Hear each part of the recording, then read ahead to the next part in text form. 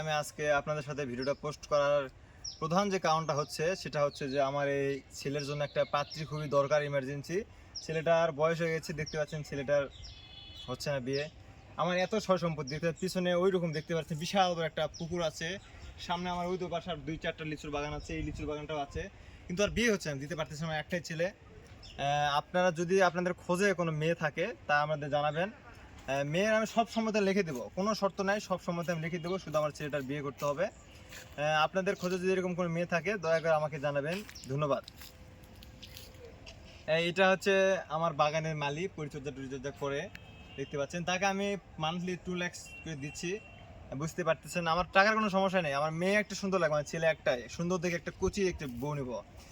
অবশ্য একটা সানি লিওনে একটা মিয়া খলিফা নামে 2টা মেয়ে আমার ছেলেকে পছন্দ করছে, কিন্তু আমার ছেলে তাদেরকে পছন্দ করেনি, আরও সুন্দর লাগবে। আপনাদের খোঁজে যদি থাকে আপনারা দয়া করে জানাবেন। ধন্যবাদ।